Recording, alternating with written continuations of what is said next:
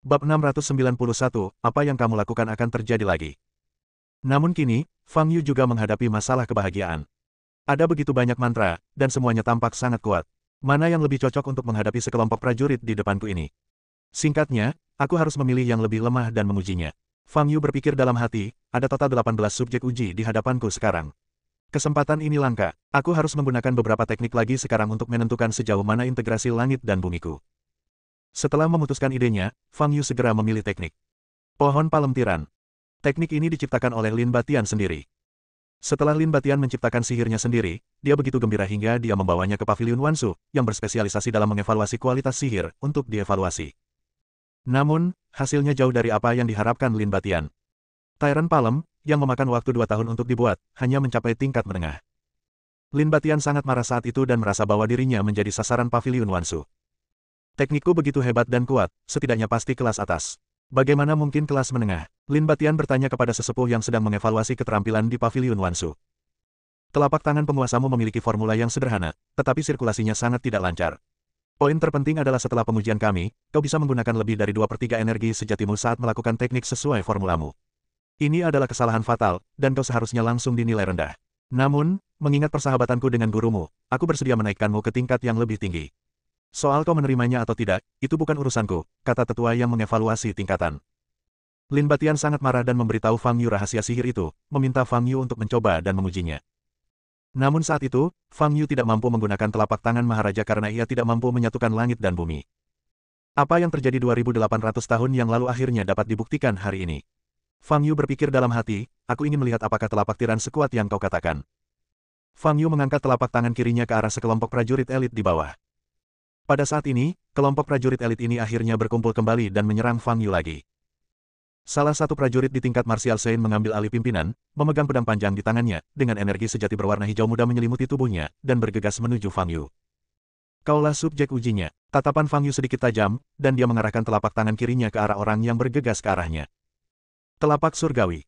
Fang Yu diam-diam melafalkan mantra itu dalam benaknya sambil mengalirkan energi sejati dalam tubuhnya. Wus!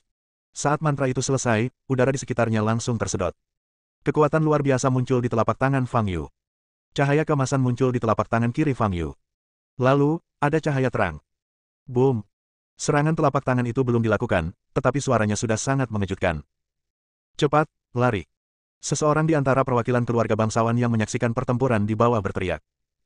Peristiwa ini membangunkan yang lain dari rasa takut mereka dan mereka berhamburan ke segala arah seolah-olah melarikan diri. Tekanan luar biasa dari langit turun secara bergelombang. Pada saat ini, sang Martial Saint yang bergegas menuju Fang Yu tampak pucat wajahnya. Ah, tolong! Sang Martial Saint membuka matanya lebar-lebar dan ingin berbalik, tetapi sudah terlambat. Detik berikutnya, seluruh tubuhnya langsung dilalap energi emas yang disemburkan dari telapak tangan Fang Yu. Boom! Seperti halnya peluncuran bom nuklir, Fang Yu sendiri merasakan hentakan besar dan terlempar ke langit. Boom! Energi sesungguhnya yang dilepaskan oleh telapak tangan ini tidak hanya menelan Martial Saint yang menyerbu ke arahnya, tetapi juga menyapu 17 prajurit elit di bawahnya. Cahaya keemasan menembus langit dan mengenai ruang terbuka di bawah tangga di depan gerbang kuil pasir. Tanah runtuh seketika, dan puing-puing berterbangan di mana-mana. Adegan ini membuat kerumunan penonton yang berada 100 meter jauhnya ketakutan dan membuat mereka berteriak terus-menerus, seolah-olah kiamat telah tiba. Mereka merasakan tanah berguncang dan panas menyerbu ke arah mereka. Rombongan perwakilan keluarga yang berada di panggung yang lebih dekat berlari ke arah lobi sambil menangis dan berteriak, dan beberapa di antara mereka terbanting ke tanah akibat hembusan angin yang datang dari belakang. Cahaya keemasan di udara hanya bertahan selama 2 atau 3 detik dan segera berhenti. Tetapi 2 atau 3 detik ini terasa sangat lama bagi mereka yang menyaksikannya. Menakutkan sekali.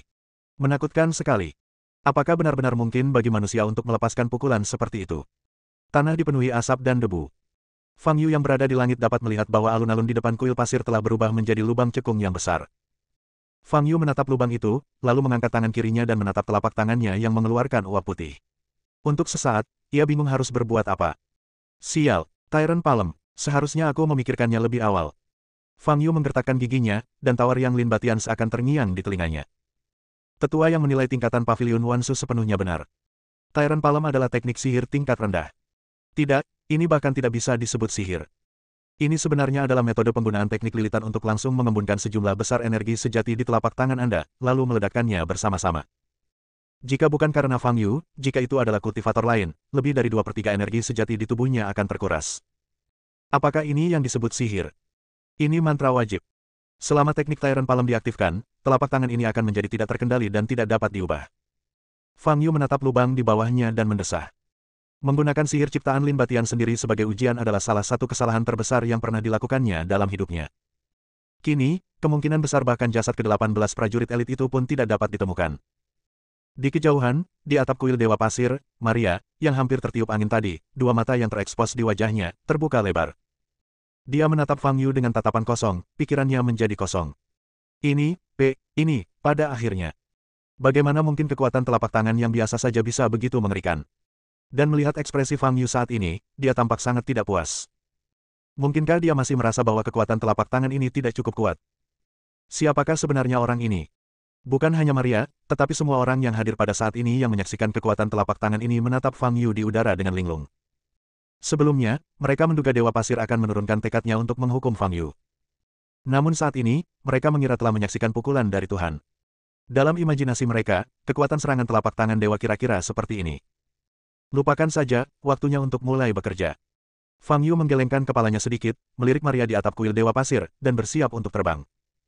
Pada saat ini, dia tiba-tiba melirik pintu masuk kuil pasir dan melihat Brand dan yang lainnya berkerumun di samping gerbang.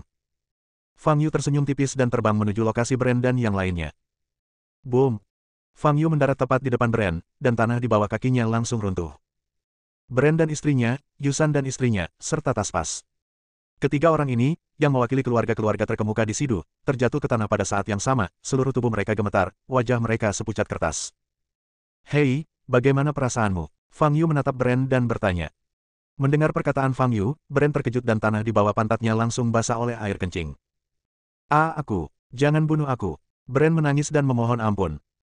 Ketika dia menangis seperti ini, istrinya Wilhelm, yang berada di sampingnya, benar-benar hancur secara psikologis dan menangis terseduh-seduh. Yusan dan istrinya di samping mereka pingsan. Taspas lemas seluruh tubuhnya, matanya kabur, dan dia tampak ketakutan setengah mati. Bagi mereka, 18 prajurit elit yang datang ke sini adalah kepercayaan terbesar mereka. Namun di hadapan Fang Yu, kepercayaan diri mereka tak lebih dari sampah yang dapat disingkirkan dengan satu serangan telapak tangan. Sekarang, mereka tidak lagi punya keinginan untuk melawan. Sekarang aku ingin kau memberitahu semua orang yang hadir tentang kebenaran kuil Dewa Pasir, kata Fang Yu. Aku akan memberitahumu. Aku bersedia memberitahumu. Brand mengangguk berulang kali tanpa ragu. Gunakan ki sejatimu untuk menguatkan suaramu dan biarkan warga sipil yang tertipu olehmu dan menyia-nyiakan pagi yang indah mendengar kebenarannya. Sebaiknya kau juga meminta maaf, kata Fang Yu. Aku mengerti, jawab Brand. Fang Yu mengulurkan jari dan menggunakan energi sejatinya untuk mengangkat Brand ke udara, lalu melayangkannya di udara di atas panggung. Ayo kita mulai bicara, kata Fang Yu. Tubuh bagian bawah Brand masih meneteskan air kencing, tetapi dipertontonkan di depan semua orang. Rasa malu semacam ini jarang terlihat di dunia. Kuil Dewa Pasir, tidak ada sama sekali. Brand berbicara di udara, menggunakan energi sejatinya untuk memperkuat suaranya. Begitu kata-kata ini diucapkan, orang-orang di kejauhan menjadi gempar. Pada saat ini, Fang Yu melirik Tenzin yang masih linglung di kejauhan, dan berkata, ayo pergi. Tenzin tersadar dan segera berlari ke depan. Mengikuti Fang Yu, ia melompat ke atap kuil Dewa Pasir. Maria menatap Fang Yu, keterkejutan di matanya masih belum reda. Fang Yu mengulurkan jarinya dan melepaskan Maria dari imobilisasinya. Ayo pergi, bawa aku menemui gadis itu sekarang, kata Fang Yu. Petik 2 titik. Baiklah, Maria mengangguk kosong, berbalik dan terbang ke langit di belakangnya. Nanti aku jelaskan. Kita pergi dulu dengannya, kata Fang Yu saat melihat ekspresi bingung Tenzin. Tenzin mengangguk. Kemudian, keduanya terbang keluar dari kuil Dewa Pasir bersama dan mengikuti Maria. Sedangkan Brand, Fang Yu tidak peduli sama sekali. Namun, Fang Yu tidak menyangka Brand masih memiliki keberanian untuk menentang perintahnya. Seperti yang diharapkan Fang Yu, Brand terus menggunakan energi sejatinya untuk memperkuat suaranya di udara di depan kuil pasir. Brand sekarang begitu takut sehingga dia hanya ingin bertahan hidup dan tidak menyadari kepergian Fang Yu sama sekali. Dia menceritakan seluruh kisah tentang asal-usul kuil Dewa Pasir, semua yang terjadi, dan bahkan tujuannya.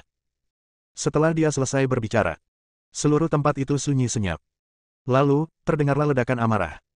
Ternyata Dewa Pasir itu tidak ada sama sekali. Kelompok orang Sidu dan keluarga besar ini diperlakukan seperti orang bodoh dan diolok-olok, dan banyak harta benda mereka dijarah. Anjing tua, hari ini kita akan bersatu dan menghancurkan keluarga Yuanmu.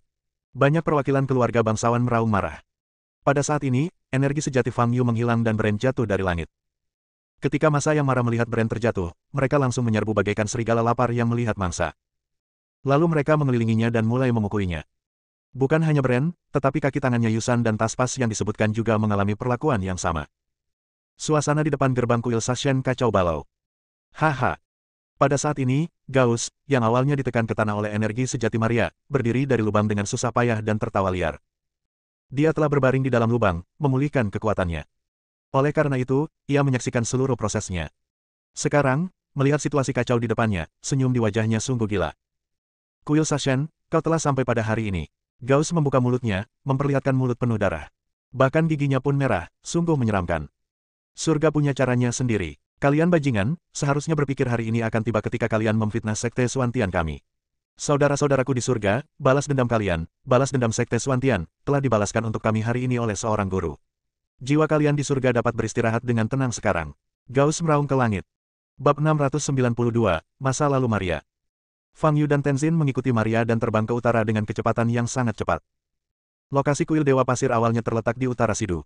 Kini, dengan terbang maju, mereka segera meninggalkan Sidu dan tiba di wilayah barat laut. Di wilayah barat laut, kecuali beberapa kota, sebagian besar tempat lainnya masih berupa daerah gurun yang belum berkembang. Kita mau kemana? Tenzin mengerutkan kening sambil melihat pemandangan di bawahnya yang semakin layu dan menguning. Aku tidak tahu, tapi ikuti saja aku dulu, kata Fang Yu. Tuan Fang, Dewi Maria ini. Bisakah kita benar-benar mempercayainya? Tanya Tenzin sambil menatap punggung Maria di depannya. Ini bukan soal aku bisa percaya padanya atau tidak, tapi soal aku mau hidup atau tidak. Fang Yu berkata dengan tenang, kalau dia main-main sekarang, sama saja dengan mencari mati. Setelah mendengar apa yang dikatakan Fang Yu, Tenzin berhenti berbicara, tetapi matanya tetap waspada. Boom! Pada saat ini, energi sejati Fang Yu meledak dan dia tiba-tiba menyerbu ke depan. Dalam sekejap, dia melintasi jarak 30 meter, menyusul Maria, dan terbang berdampingan. Aku punya beberapa pertanyaan untukmu, Fang Yu melirik Maria di sampingnya dan berkata. Maria menoleh menatap Fang Yu, matanya yang jernih dipenuhi berbagai emosi. Dia merasakan ketakutan sekaligus rasa ingin tahu yang besar terhadap pria di depannya. Dia tidak pernah membayangkan bahwa di Tiongkok masa kini, dia benar-benar akan bertemu dengan sosok yang begitu mengerikan. Adapun Fang Yu, mungkin karena wajah Maria ditutupi kerudung, hanya menyisakan sepasang mata yang terlihat. Singkatnya, mata Maria meninggalkan kesan mendalam padanya. Jarang sekali ia melihat mata yang begitu jernih, bening, dan murni. Dilihat dari matanya saja, sulit untuk mengaitkan Maria dengan kata-kata seperti kejam dan jahat. Namun, menilai orang berdasarkan penampilannya selalu bodoh, baik itu positif maupun negatif. Pertama-tama, aku ingin tahu. Kau bilang Gemi, gadis yang kau bawa pergi adalah orang yang terpilih. Fang Yu menyipitkan matanya sedikit dan bertanya, siapa yang memilihnya? Sekilas keraguan melintas di mata Maria. Ini adalah salah satu dari sedikit hal yang perlu dirahasiakannya saat ini, dan dia tidak tahu apakah dia harus mengatakannya. Namun mengingat nada serius dalam hati Qi Ling, dia pun memutuskan untuk menjawab pertanyaan Fang Yu. Itu adalah wasiat tuanku, kata Maria. Grandmaster, Fang Yu mengerutkan kening dan bertanya, dari sekte mana kamu berasal? Sekte Bunga dan Kupu-Kupu, jawab Maria, guru buyut saya adalah pendiri Sekte Bunga dan Kupu-Kupu, Guru Hadi. Sekte Bunga dan Kupu-Kupu, Master Hadi. Mendengar nama ini, Fang Yu mengerutkan keningnya lebih erat. Dalam ingatannya, nama Sekte Bunga dan Kupu-Kupu akan muncul, tetapi mungkin kesan yang didapat tidak mendalam, atau sudah lama berlalu, sehingga ingatannya pun sangat samar. Berapa tahun yang lalu Sekte Bunga dan Kupu-Kupu Anda didirikan? Tanya Fang Yu. Maria tertegun ketika mendengar pertanyaan ini, lalu memikirkannya dengan serius dan berkata, mungkin sudah lebih dari 3.000 tahun sejak saat itu. Lebih dari 3.000 tahun. Hati Fang Yu tergerak sedikit. Sekte ini didirikan lebih dari 3.000 tahun yang lalu, yang merupakan waktu yang cukup lama. Setidaknya dapat dipastikan bahwa ada pula Guru Hadi di Sekte Bunga dan Kupu-Kupu yang hidup pada era yang sama dengan Fang Yu. Kehendak tuanmu memilih Gemi. Apa yang ingin dilakukannya? Tanya Fang Yu lagi. Dia berkata Gemi memiliki fisik yang paling sesuai dengan kebutuhannya, jadi dia memilih Gemi untuk mewarisi mantelnya. Kata Maria lembut. Maksudmu, tuanmu memilih Gemi sebagai penerusnya? Fang Yu tertegun dan bertanya. Petik 2 titik titik titik. Ya, jawab Maria. Pada saat ini, Fang Yu memperhatikan ada sedikit keraguan di mata Maria. Kau harus memberitahuku tentang situasi apapun. Dia sudah dibawa pergi olehmu selama hampir 2 hari, dan aku harus tahu apa yang terjadi, kata Fang Yu dengan tatapan agak dingin. Dari tatapan mata Maria yang terus berubah, orang dapat melihat dilemaannya saat ini. Fang Yu tidak terburu-buru. Jika Maria tidak mau berbicara, dia akan menggunakan kekerasan.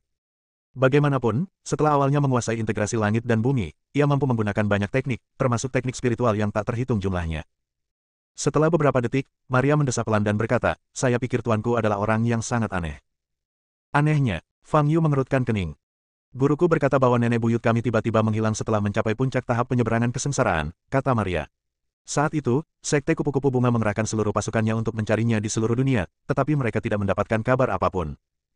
Ketika seseorang berkultivasi hingga tingkat tertentu, terutama saat mendekati kenaikan, sangat mudah untuk tersesat. Fang Yu berkata, gurumu mungkin berada dalam situasi ini.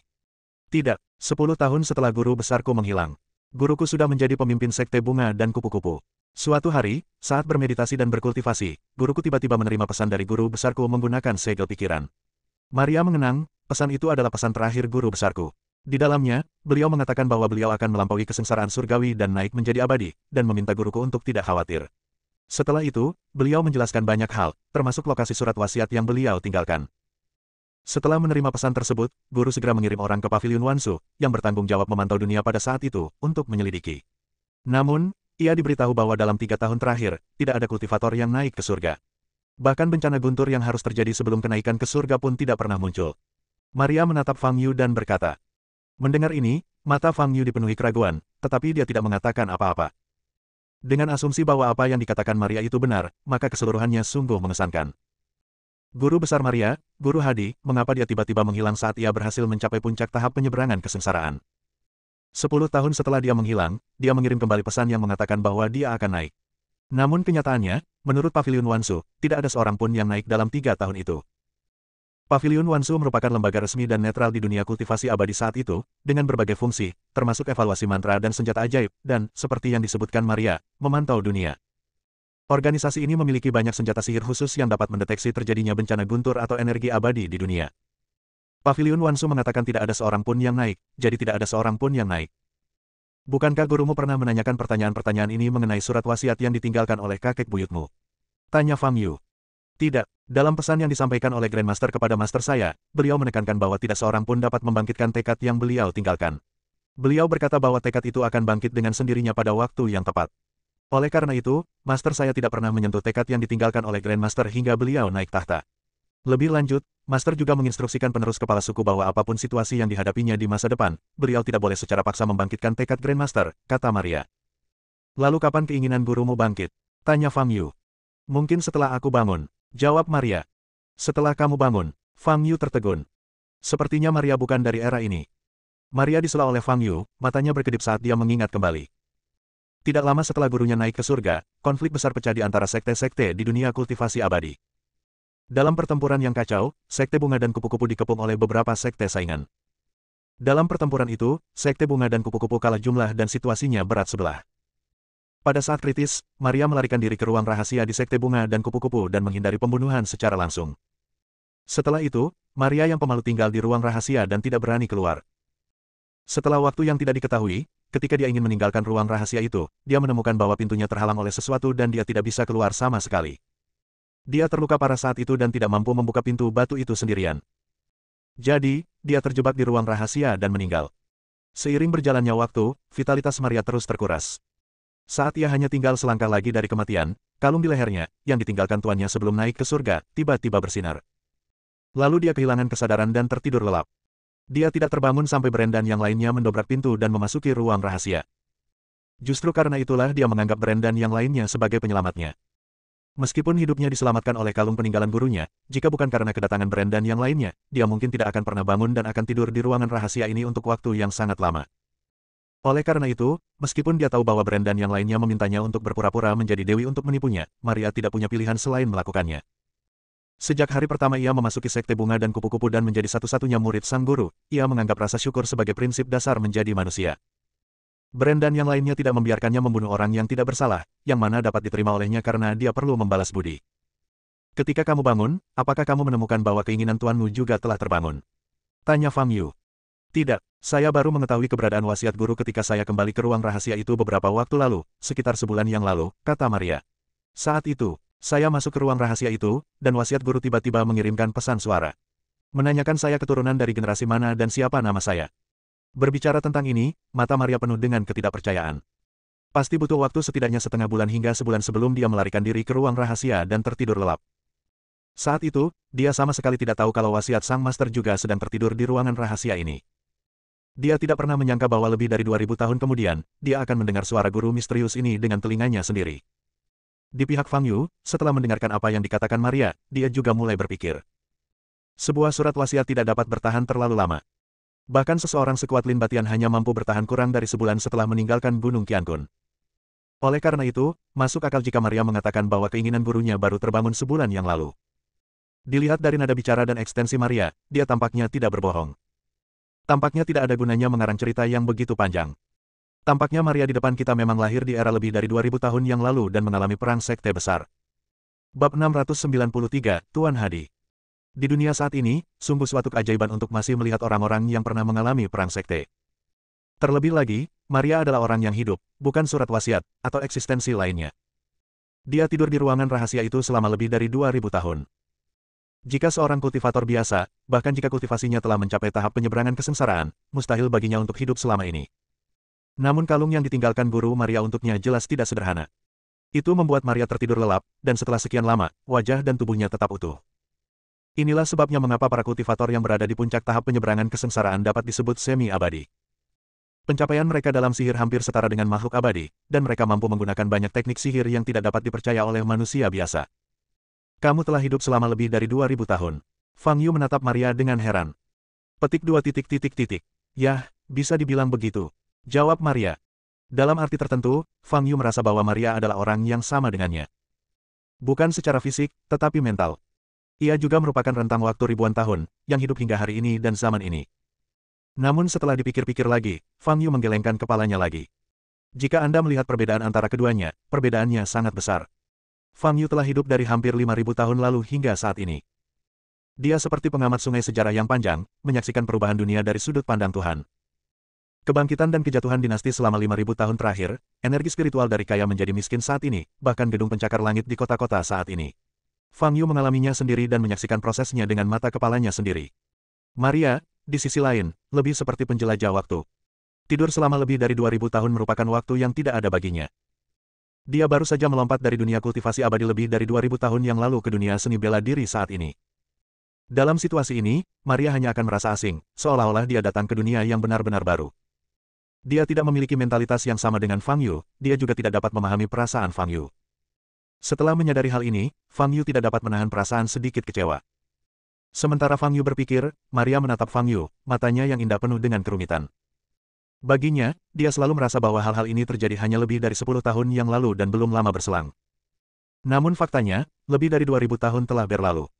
Perbedaan ini membuatnya merasa kenangan dalam benaknya menjadi tidak nyata. Sekarang dia bersedia berbicara tentang kenangan spesifik tersebut. Hal ini tidak hanya dikatakan kepada Fang Yu, tetapi juga kepada dirinya sendiri. Kamu pasti merasa sangat tidak nyaman saat pertama kali bangun, kata Fang Yu. Yah, aku tidak terbiasa. Aku tidak tahu apa yang terjadi di dunia kultivasi abadi selama 2000 tahun terakhir. Aku bahkan merasa seperti sedang bermimpi. Maria membuka lebar matanya yang cerah, nadanya sedikit bersemangat. Bahkan ketika dia sadar kembali, dia sering merasa kecewa, meyakini bahwa dia telah lama meninggal dan kini hanya sisa-sisa jiwa. Namun dalam 15 tahun berikutnya, dia perlahan menerima kenyataan dan secara bertahap menjadi jelas tentang situasi era ini. Para kultivator masa kini semuanya disebut pejuang. Dunia kultivasi abadi yang dulu juga telah menjadi dunia seni bela diri saat ini. Ini adalah hal-hal yang mudah dipahami dan dipelajari. Bagi Maria, hal yang paling sulit adalah beradaptasi dengan energi spiritual tipis antara langit dan bumi saat ini. Inilah alasan mendasar mengapa dia menghabiskan waktu 15 tahun hanya untuk memulihkan sekitar 50% dari tingkat kultivasi aslinya. Ada pertanyaan lain. Tuanmu, Tuan Hadi, sudah bangun. Kenapa harus Gemi? Tanya Fang Yu sambil mengerutkan kening. Anda harus tahu bahwa Gemi tinggal di kota Wenan di wilayah tengah, sementara wasiat Maria dan Guru Hadi ada di Sidu. Kedua tempat ini berjarak ribuan kilometer, bagaimana mungkin keduanya berhubungan? Bahkan jika fisik Gemi benar-benar memenuhi persyaratan tuannya, Tuan Hadi tidak akan dapat menemukan Gemi. Sebenarnya, aku tidak tahu banyak tentang Gemi. Semuanya dilakukan atas kehendak Tuan. Terkadang dia akan berubah wujud menjadi diriku dan meninggalkan ruang rahasia, kata Maria, dengan tatapan bingung. Semenjak wasiat sang guru terbangun, Maria tidak begitu mengerti apa yang dikatakan dan dilakukan wasiat tersebut, dia bahkan tidak setuju dengannya. Namun karena identitas gurunya, Maria tidak berani mengatakan apapun atau menentang perintahnya. Misalnya, Maria tidak tahu apapun tentang Gemi yang diculik secara paksa sampai dia bertemu Gemi. Meskipun alasan tuannya sah, Maria percaya bahwa apapun yang terjadi, permintaan Gemi harus dikabulkan sebelum warisan dapat dilaksanakan. Daripada memaksakannya. Maria yakin bahwa gurunya salah dalam masalah ini. Inilah sebabnya Maria bersedia membawa Fang Yu ke ruang rahasia. Jika tidak, bahkan jika Fang Yu membunuhnya, dia tidak akan mengkhianati tuannya. Maksudmu, penculikan Gemi sepenuhnya atas kehendak Tuan Hadi, dan kau sama sekali tidak terlibat. Fang Yu mengangkat alisnya dan bertanya. Yah, aku melihat gadis itu ketika aku kembali ke ruang rahasia kemarin.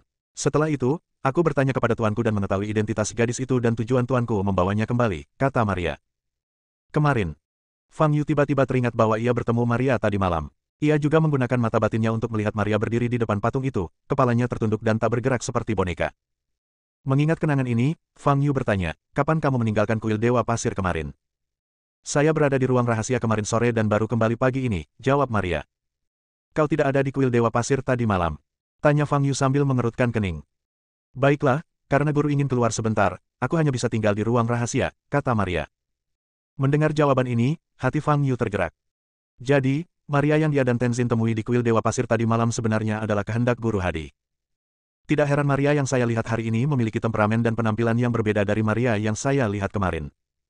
Sekarang memikirkannya kembali, meskipun mata Maria masih cerah kemarin, tatapannya berbeda, dan tampak sedikit kosong. Tadi malam aku bahkan tidak menyadari dia ilusi. Lalu ketika aku menggunakan mata wawasan, aku bahkan tidak tahu kalau itu adalah sebuah wasiat. Fang Yu terkejut.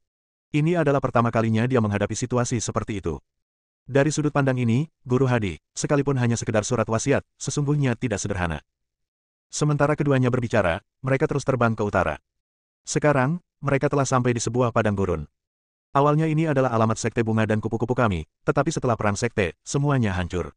Dan reruntuhannya terkubur pasir kuning, kata Maria dengan suara rendah, tatapan mata yang sendu. Lalu dia menukik ke bawah dan mendarat di tanah. Fang Yu dan Tenzin, yang mengikuti di belakang, juga berdiri di atas pasir kuning. Medan di sini jelas lebih tinggi. Maria berjalan maju, dan setelah melewati dua lereng kecil, dia melihat sebuah pintu di depannya. Tuan dan Gemi seharusnya ada di dalam. Aku mengerti perasaanmu, dan aku juga tahu bahwa apa yang Tuan lakukan itu salah. Tapi aku harap kau bisa menggunakan cara damai, kata Maria dengan suara rendah. Damai atau tidaknya tergantung pada apa yang Tuanmu ingin lakukan terhadap Gemi, kata Fang Yu. Lalu, mereka bertiga berjalan memasuki ruang rahasia bersama-sama. Tidak seperti pintu luar yang agak sempit, ruang di dalam ruang rahasia itu cukup besar, setidaknya 3 atau 400 meter persegi. Fang Yu sekilas melihat sosok mungil berdiri di depan tembok di depannya. Itu Gemi. Pada saat ini, Gemi berdiri diam di depan dinding, matanya terbuka lebar, menatap tajam ke arah Fang Yu dan yang lainnya. Tak ada lagi energi spiritual masa lalu di mata hitamnya. Dia mengenakan jubah biru sederhana dan tampaknya tidak mengalami cedera yang berarti. Fang Yu melihat ke bawah dan melihat banyak batu hitam seperti cangkang kura-kura diletakkan di tanah di bawah kaki Gemi. Batu-batu ini disusun secara teratur, mengelilingi Gemi. Selain batu hitam, ada banyak garis yang digambar di tanah. Ini adalah lingkaran ajaib. Tatapan mata Fang Yu berubah sedikit dingin, dan dia hendak melangkah maju. Ambil satu langkah lebih dekat dan aku akan mengirimmu langsung ke neraka. Suara dingin ini, seperti jarum perak, menembus telinga Fang Yu dan Tenzin pada saat yang bersamaan. Tenzin menjerit, menutup telinganya, dan tampak sangat kesakitan. Fang Yu mengerutkan kening dan melihat ke samping. Di dalam bayangan ruang rahasia, berdirilah sesosok tubuh. Tuan, mereka di sini untuk mencari gadis itu. Kumohon, puff. Sebelum Maria sempat menyelesaikan kata-katanya, ia terjepit ke tanah oleh kekuatan yang dahsyat. Ia mengerang kesakitan dan tak bisa bergerak. Aku sudah perintahkan kalian untuk tidak membawa orang luar ke sini selama ini. Apa kalian menutup telinga terhadap kata-kataku? Kalau bukan karena Guru Linlang, aku pasti sudah mencekik kalian di tempat. Suara pihak lain terdengar sangat dingin, dan ia perlahan berjalan menuju Fang Yu. Tak lama kemudian, sosok itu muncul dari balik bayangan. Penampilannya persis seperti Maria. Tuan Hadi, tanya Fang Yu. Pihak lain tidak menjawab pertanyaan Fang Yu, tetapi berkata dengan dingin, dengarkan baik-baik apa yang akan kukatakan selanjutnya. Aku hanya akan mengatakannya sekali. Gadis itu adalah penerus pilihanku. Aku akan mewariskan semua yang telah kupelajari sepanjang hidupku kepadanya. Bagi gadis ini adalah berkah yang diperoleh melalui kultivasi selama beberapa kehidupan. Kalau kamu mau bawa dia pergi, silakan. Tapi kamu harus melakukannya setelah dia menerima warisanku. Dan sekarang, segera pergi dari sini. Saat dia berbicara, cahaya aneh terpancar dari tubuhnya. Kemudian, dia muncul kembali sebagai orang yang sama sekali berbeda. Saat ini, dia telah menjadi seorang wanita dengan wajah agak tua, bibir tipis dan wajah runcing, membuat orang-orang terkesan galak hanya dari penampilannya. Fang Yu menatap Guru Hadi dengan tatapan dingin di matanya, tetapi ada senyum di wajahnya. Aku punya sedikit kesan tentang nama Guru Hadi. Mungkin kita sudah saling kenal sebelumnya, atau bahkan berteman. Aku baru saja datang ke sini, tidak perlu mengusirku, kan? Kata Fang Yu. Sepertinya kau telah memilih kematian. Guru Hadi mengabaikan perkataan Fang Yu, mengangkat tangan kanannya, dan 5 cahaya hitam keluar dari ujung jari-jarinya. Bab 694 Berjuang. Tongkat jiwa hitam. Kelima sinar hitam itu semuanya mengandung energi yang sangat kuat. Fang Yu menyipitkan matanya sedikit, mengangkat telapak tangan kanannya, memadatkan bola energi sejati, dan membentuk penghalang. Boom! Cahaya hitam menghantam penghalang, dan kekuatan yang dilepaskannya mengguncang seluruh ruang rahasia. Kekuatan pemusnahan. Fang Yu meletakkan telapak tangan kanannya dan menatap Guru Hadi di depannya dengan tatapan tegas. Apakah sebuah wasiat benar-benar dapat menggunakan kekuatan pemusnahan? Ini adalah sesuatu yang tidak diduganya. Kekuatan pemusnahan adalah salah satu energi terkuat, namun hanya sedikit yang mengolahnya. Justru karena memiliki kemampuan untuk menekan kehidupan, pengolahannya sangat sulit, membutuhkan kematian banyak nyawa untuk mencapai tingkat keberhasilan yang kecil sekalipun. Di dunia kultivasi abadi saat itu, hanya sedikit kultivator jahat yang menguasai kekuatan pemusnahan. Namun sekarang, Guru Hadi di depannya dapat melepaskan kekuatan pemusnahan hanya dengan mengangkat tangannya. Artinya, kemungkinan besar dia adalah seorang kultivator jahat saat itu. Tidak perlu marah begitu. Kau menculik temanku, padahal aku belum marah, tapi kau sudah marah lebih dulu. Fang Yu menatap Tuan Hadi dan tersenyum. Pada saat ini, keterkejutan melintas di mata Guru Hadi. Dia awalnya mengira serangan sebelumnya sudah cukup untuk membunuh Fang Yu dan Tenzin di belakangnya. Namun tanpa diduga, Fang Yu menangkisnya dengan acuh tak acuh. Anak laki-laki ini lebih kuat dari yang dia duga. Sudah kubilang, memilihnya sebagai penerusku adalah berkah yang telah ia tanamkan selama beberapa kehidupan dan kesempatan besar, kata Guru Hadi perlahan. Karena kau tahu identitasku, kau seharusnya berbahagia untuknya, alih-alih datang ke sini untuk menghancurkan kesempatannya.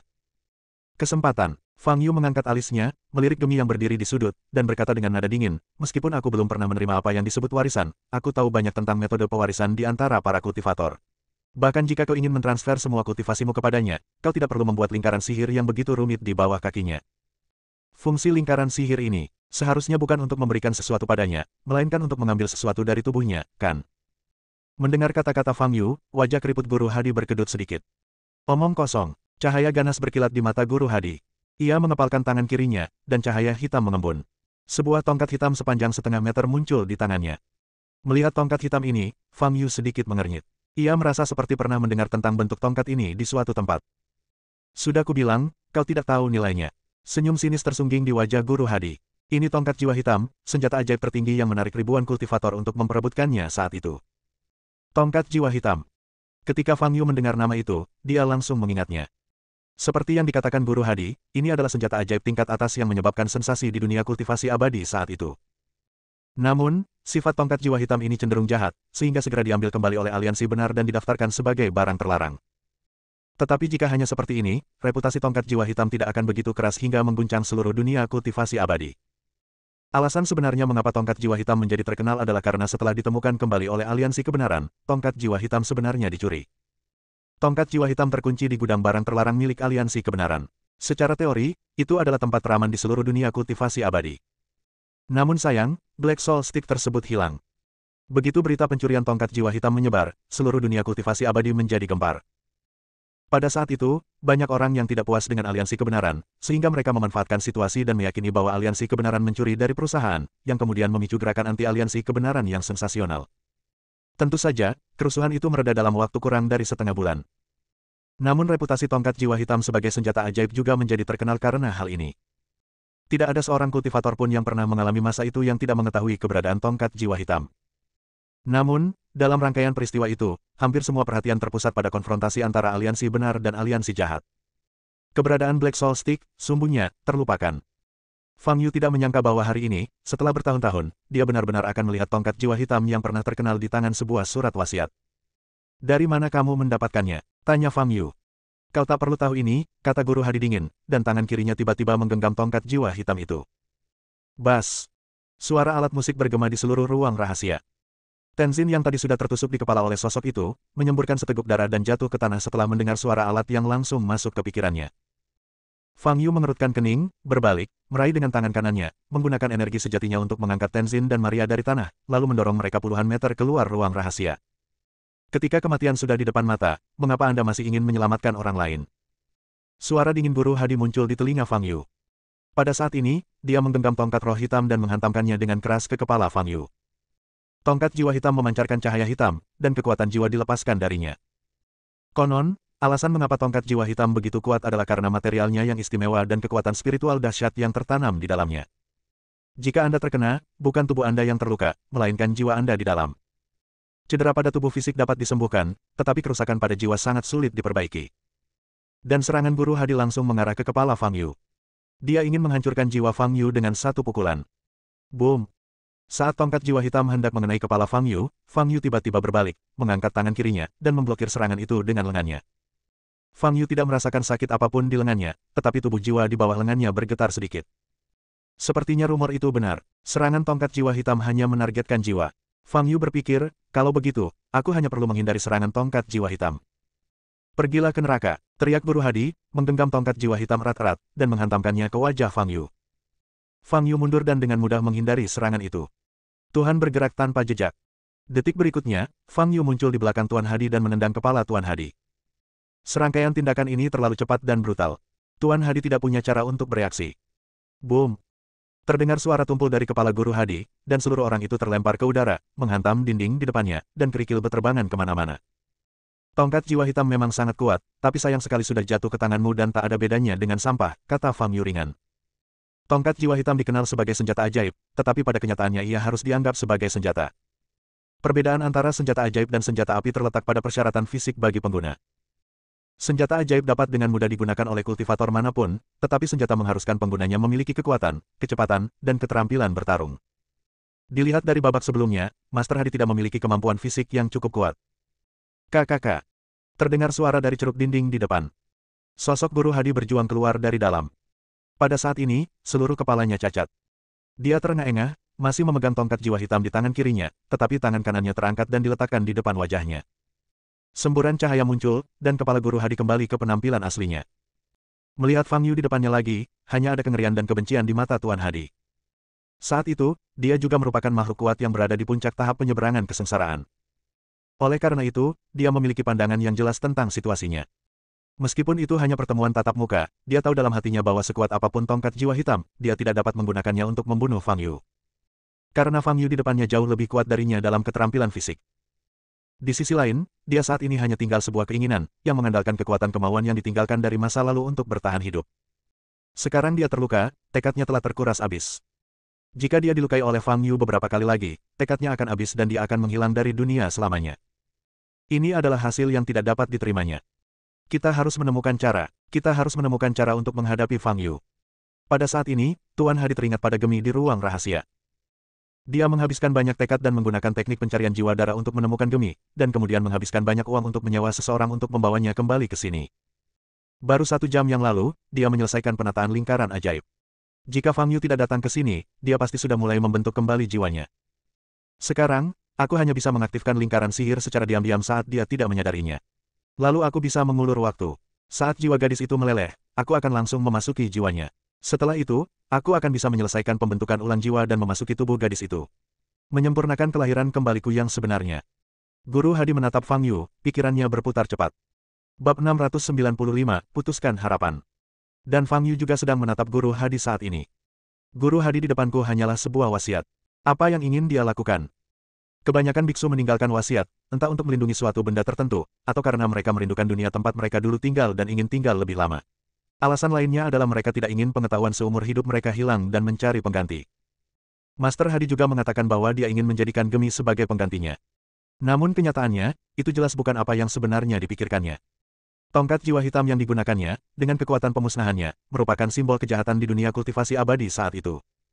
Singkatnya, Master Hadi pada hakikat adalah seorang kultivator jahat.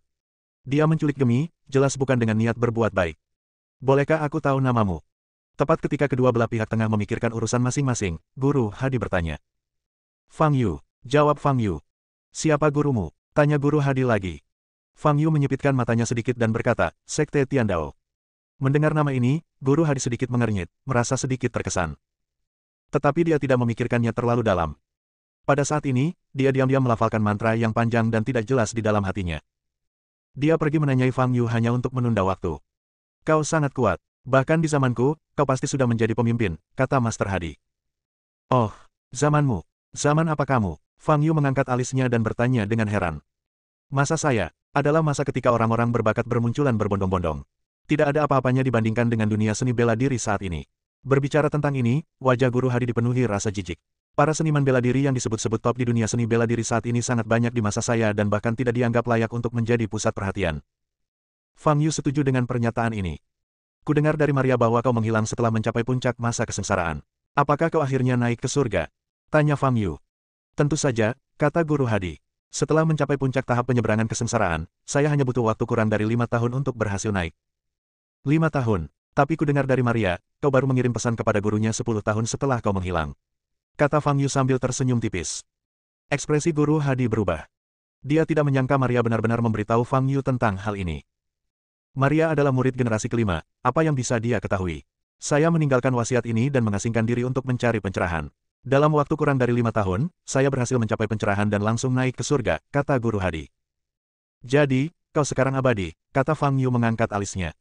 Kau bisa menganggapnya seperti itu. Guru Hadi tersenyum tipis dan berkata, sekarang, apa kau masih mau jadi musuhku? Kalau kau berhenti, aku bersedia memperlakukanmu sebagai penerusku dan mewariskan ilmuku kepadamu. Apa selanjutnya? Kau sudah mewariskan seluruh ilmu hidupmu, apa yang akan kau lakukan? Tanya Fang Yu. Karena aku sudah menemukan penggantinya, keinginanku telah terpenuhi, jadi sebaiknya kita bubar saja, kata Tuan Hadi, sorot kemenangan terpancar di matanya. Ada cukup waktu dan dia telah selesai melafalkan mantranya. Sekarang, dia hanya perlu mencari kesempatan untuk mendekati lingkaran sihir itu, membuat luka di tubuh Gemi, dan meninggalkan beberapa tetes darah. Lalu dia bisa mengaktifkan lingkaran sihir itu. Bagaimana kabarmu? Apakah kamu sudah selesai membaca mantranya? Pada saat ini, Fang Yu tiba-tiba berbicara dengan nada santai. Ekspresi Guru Hadi berubah. Fang Yu benar-benar melihat dia sedang membaca mantra dalam hati. Bagaimana mungkin? Namun setelah dipikir-pikir lagi, senyum nakal muncul di wajah Guru Hadi.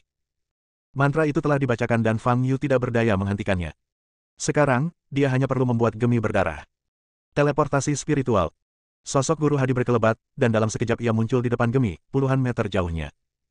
Dia segera mengulurkan tangan dan menangkap Gemi yang tidak bergerak dengan tatapan kosong di matanya. Tetapi sebelum tangannya menyentuh Gemi, dia merasakan sakit yang tajam di perutnya. Tuan Hadi mengerang kesakitan dan jatuh ke belakang. Brengsek. Guru Hadi menggertakkan giginya dan terbang mundur sambil menggunakan teknik transfer roh lagi. Ini adalah sihir luar angkasa yang menggunakan kekuatan ruang untuk mencapai gerakan lateral seketika. Kali ini, Master Hadi muncul tepat di belakang Gemi. Boom! Fang Yu tampaknya tahu bahwa Master Hadi akan muncul di lokasi ini, dan tinju kanannya mengenai wajah Master Hadi. Seluruh wajah Guru Hadi hancur hingga penyok, dan tubuhnya membentur dinding di belakangnya. Seluruh dinding hancur akibat benturan ini dan runtuh keluar. Jangan buang-buang waktumu. Pertama-tama, aku harus memberitahumu bahwa mantramu sama sekali tidak efektif, kata Fang Yu. Ketika Guru Hadi yang terjebak di dalam batu mendengar kata-kata ini, hatinya terkejut. Dia berusaha mengangkat tubuh bagian atasnya dan melihat keluar, dan dia bisa melihat Fang Yu tidak jauh darinya, matanya bersinar merah. Fang Yu merasa ada yang salah ketika Guru Hadi mulai berbicara tentang topik lain. Pada saat itu, Fang Yu telah membuka mata wawasan. Tak lama kemudian, ia mendapati bahwa Guru Hadi memancarkan jejak kekuatan spiritual yang terhubung dengan lingkaran sihir di kejauhan. Jadi Fang Yu memutuskan hubungan ini. Setelah itu, Guru Hadi telah melakukan pekerjaan yang tidak berguna. Adapun fungsi lingkaran sihir ini, Fang Yu tidak bisa melihatnya, tetapi dia bisa menebaknya secara kasar. Kurasa fungsi lingkaran sihirmu adalah untuk memperpanjang waktu keberadaan kehendakmu di dunia, kan? Kata Fang Yu sambil menatap Guru Hadi di lubang di depannya. Guru Hadi tidak berkata apa-apa. Ia mengangkat tangannya dan kembali memperbaiki wajahnya yang terluka. Pada saat ini, dia sudah bisa merasakan lemahnya tekadnya. Dua serangan Fang Yu menghabiskan sebagian besar tekadnya yang tersisa. Bagaimana mungkin? Kenapa orang sekuat itu muncul? Geram Guru Hadi dalam hatinya. Melihat Tuan Hadi tidak mengatakan apa-apa, Fang Yu menundukkan kepalanya dan menatap batu-batu hitam yang tersusun dalam formasi di bawah kakinya, yang tampak seperti cangkang kura-kura. Kemudian, dia mengulurkan telapak tangan kanannya dan menekannya ke bawah. Boom! Batu-batu hitam tersebut hancur berkeping-keping dalam sekejap dan berhamburan ke segala arah. Pada saat ini, lingkaran sihir yang berhasil dipadatkan runtuh dalam sekejap. Gemi, yang sedari tadi berdiri tak bergerak, tiba-tiba tampak kehilangan tenaga. Seluruh tubuhnya lemas dan ia hampir jatuh ke tanah. Fang Yu mengulurkan tangan dan memeluknya. Siapa kau sebenarnya? Siapa kau sebenarnya? Setelah lingkaran sihir itu hancur, Guru Hadi menjadi gila sepenuhnya. Oh, ya, kurasa kau tidak naik saat itu. Kau bahkan belum mencapai puncak tahap penyeberangan kesengsaraan. Fang Yu berkata sambil tersenyum sinis, saat kau hendak mencapai puncak tahap penyeberangan kesengsaraan, kau terburu-buru dalam kultivasimu dan terjadi kesalahan, yang menyebabkan obsesi. Setelah itu, kultivasimu menurun drastis.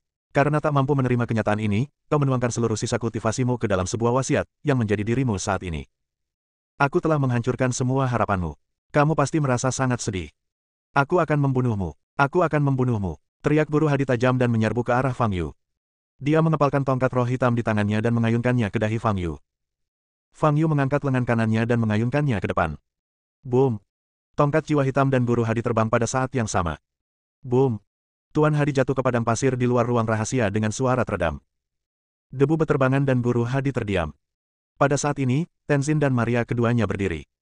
Tenzin sudah banyak pulih, tetapi wajahnya pucat pasi. Suara serangan Guru Hadi, yang mengandung kekuatan jiwa, menyebabkan kerusakan pada pikiran dan jiwanya, yang sangat menyakitkan dan butuh waktu lama untuk pulih.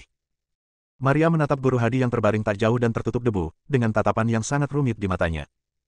Dia mendengar semua yang diperdebatkan dan dikatakan Fang Yu dan Master Hadi.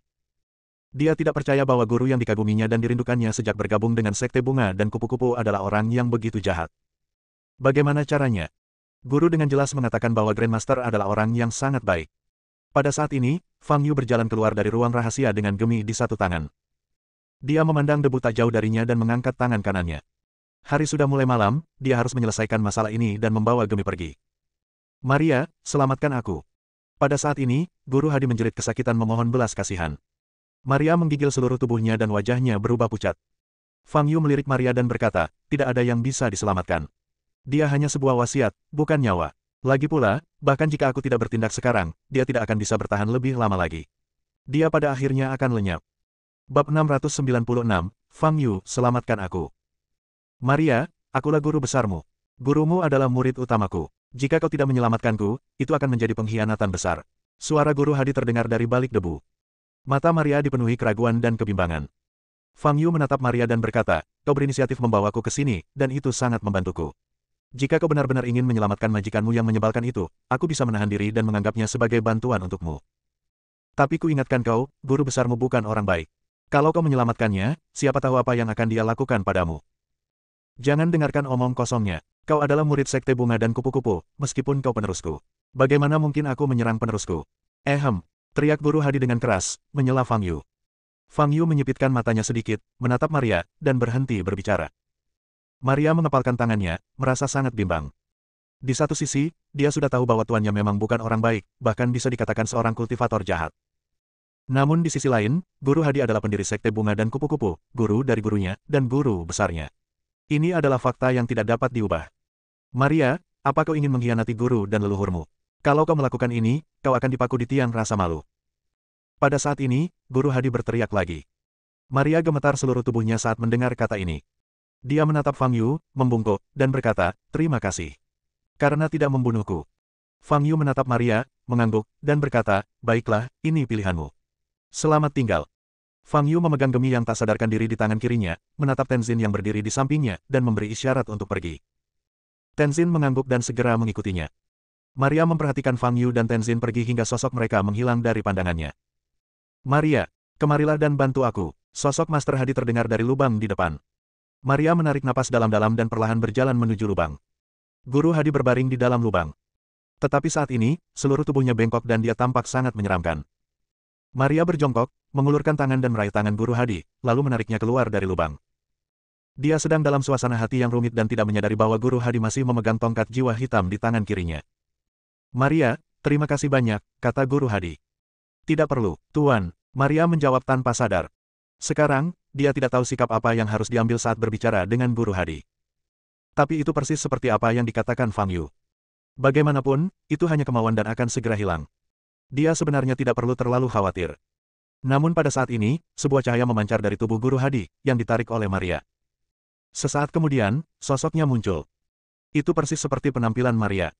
Maria, mulai sekarang aku akan menggunakan tubuhmu. Bagaimana menurutmu? Tanya Master Hadi dengan nada aneh. Maria tidak dapat bereaksi sesaat dan tidak mengerti apa maksud Guru Hadi. Tetapi saat ini, Master Hadi telah mengayunkan tongkat jiwa hitam di tangan kirinya. Seandainya kau tidak membawa Fang Yu sialan itu ke sini, aku pasti bisa membentuk kembali jiwaku hari ini dan mengambil alih tubuh gadis itu, menyelesaikan kelahiran kembali yang belum pernah terjadi sebelumnya. Nada suara Guru Hadi tiba-tiba berubah dingin, matanya dipenuhi niat membunuh. Ia berkata, tahukah kau berapa tahun yang lalu aku merencanakan ini? 3000 tahun penuh. Sambil berbicara, Guru Hadi mengangkat tongkat roh hitam di tangan kirinya. Kau membuatku kehilangan kandidat terbaik, jadi aku hanya bisa menerima kandidat terbaik kedua dan mencoba memanfaatkanmu untuk menyelesaikan rekonstruksi jiwa. Jangan khawatir, karena kau murid Sekte Bunga dan Kupu-Kupuku, tentu saja aku tidak akan membiarkanmu terlalu menderita. Saat tongkat jiwa hitam mengenaimu, jiwamu akan langsung hancur dan tidak akan terlalu sakit. Mata Guru Hadi berkilat liar. Ia menggenggam tongkat jiwa hitam erat-erat dan menghantamkannya dengan keras ke dahi Maria. Maria ingin menghindar, tetapi tangannya dipegang erat oleh Master Hadi, dan dia tidak bisa menghindar sama sekali. Kematian tidak dapat dihindari, Maria menutup matanya dengan putus asa. Boom! Terdengar suara tabrakan yang keras. Maria begitu ketakutan hingga seluruh tubuhnya gemetar, tetapi dia tidak merasakan sakit apapun. Jiwaku telah runtuh. Maria membuka matanya dan melihat sebuah lengan dengan cahaya keemasan di bawah kulitnya menghalangi wajahnya. Sejujurnya, aku benar-benar tidak ingin menyelamatkanmu. Karena aku benar-benar tidak menyukai kepribadianmu. Fang Yu, yang berdiri di samping, melirik Maria dan berkata. Maria menatap Fang Yu dan bergumam, mengapa kamu? Fang Yu, pergilah ke neraka. Pergilah ke neraka. Guru Hadi menjadi gila, berteriak keras, dan mengayunkan tongkat jiwa hitam di tangannya lagi. Fang Yu memegang gemi dengan tangan kirinya, mengulurkan tangan kanannya, menggenggam tongkat roh hitam, dan tiba-tiba mengangkat kaki kanannya dan menendang perut Guru Hadi. Master Hadi terbang mundur, dan pada saat yang sama, semburan cahaya muncul di tubuhnya, dan dia kembali ke penampilan aslinya dari penampilan Maria. Ini adalah kembalinya yang sebenarnya ke bentuk aslinya. Pada saat yang sama, juga dapat dilihat bahwa saat ini, Master Hadi sudah berada di ujung kekuatannya, tekadnya akan runtuh, dan dia bahkan tidak dapat mempertahankan penampilan ilusinya. Kau pasti bertanya-tanya mengapa tongkat jiwa hitam ini tidak bisa melukaiku. Tanya Fang Yu. Tuan Hadi menatap Fang Yu dengan wajah penuh kebencian. Memang benar, meskipun tongkat jiwa hitam tidak mengenai kepala tetapi hanya mengenai lengan, tetap saja dapat menimbulkan kerusakan besar pada jiwa. Fang Yu menggunakan lengannya untuk menangkis tongkat roh hitam 2 atau 3 kali berturut-turut, tetapi dia tidak terluka sama sekali. Ini tidak masuk akal. Senjata ajaib ini memang sangat terkenal saat itu. Namun, Fang Yu menggenggam bagian tengah tongkat jiwa hitam dengan tangan kanannya dan memukul dengan keras. Boom! Tongkat jiwa hitam terbelah dua dengan mudahnya. Kekuatan spiritual yang terkandung di dalamnya pun runtuh. Fang Yu dengan santai melemparkan 2 potong tongkat jiwa hitam ke tanah, dengan sedikit sarkasme di bibirnya, dan berkata, tapi di hadapanku, itu seperti sumpit, rentan. Melihat pemandangan ini, Guru Hadi terkejut. Saat itu, dia menghabiskan banyak sumber daya dan berusaha keras untuk mendapatkan tongkat jiwa hitam, senjata sihir tingkat atas. Ia tak pernah membayangkan seseorang bisa menghancurkan alat ajaib ini, yang mengumpulkan kekuatan jiwa-jiwa yang tak terhitung jumlahnya, hanya dengan satu tangan. Hanya satu tangan. Fang Yu, aku akan menunggumu di neraka. Tunggu saja, cepat atau lambat kau akan mendapatkan balasanmu. Guru Hadi benar-benar pingsan dan berteriak histeris. Sepertinya kau sangat suka menyebut kata neraka. Tapi aku harus memberitahumu sebuah fakta, meskipun neraka itu ada, kau tak bisa pergi ke sana. Karena kau hanyalah sebuah kemauan, kau bahkan tak punya jiwa, kau tak punya syarat untuk pergi ke neraka. Fang Yu menghantamkan telapak tangan kanannya ke arah Master Hadi. Boom! Detik berikutnya, suara Guru Hadi yang masih meraung tiba-tiba berhenti. Sebuah bola energi sejati yang besar langsung menghancurkannya. Pukulan ini menciptakan jurang yang besar di tanah berpasir, dan tanah pun dipenuhi debu. Telapak tangan sederhana seperti itu jauh lebih berguna daripada telapak tangan tiran. Fang Yu menarik kembali telapak tangannya dan berpikir dalam hati. Maria, yang berdiri di samping, menatap Fang Yu dengan tatapan kosong, matanya dipenuhi dengan emosi yang berfluktuasi. Tuan Fang, tongkat ini pasti senjata yang ampuh, kan? Sayang sekali kalau patah seperti ini. Saat itu, Tenzin melangkah maju dan bertanya. Sayang sekali, tongkat ini milik kultivator jahat. Jangan sentuh sembarangan. Kalau tidak, pikiranmu akan terpengaruh, dan lambat laun kau akan menjadi kultivator jahat sejati, kata Fang Yu. Begitu, Tenzin mengangguk dan bertanya, bagaimana kalau kita pergi sekarang? Ya, Fang Yu menjawab dan hendak melangkah maju. Pada saat ini, Maria tiba-tiba berjalan di depan Fang Yu dan membungkuk. Terima kasih, Tuan Fang. Karena telah menyelamatkan hidupku. Maria membungkuk, menundukkan kepalanya, dan berkata dengan penuh rasa terima kasih. Sudah kubilang, kau membawaku ke sini untuk menemui Gemi, jadi aku berutang budi padamu. Aku menyelamatkan nyawamu, hanya untuk membalas budi. Tidak ada pertengkaran atau utang budi, dan kita akan bertemu lagi jika memang ditakdirkan, kata Fang Yu, dan ingin mengambil jalan memutar. Tidak, saat kau berjanji untuk tidak membunuh tuan kami, kau membalas budiku. Sekarang, Maria masih berutang budi padamu. Maria mengangkat kepalanya, matanya yang cerah dipenuhi tekad. Jadi apa yang kau inginkan? Fang Yu menghela napas dan bertanya. Tolong beri saya kesempatan, Tuan Fang, untuk membalas budi baik Anda yang telah menyelamatkan hidup saya. Kata Maria.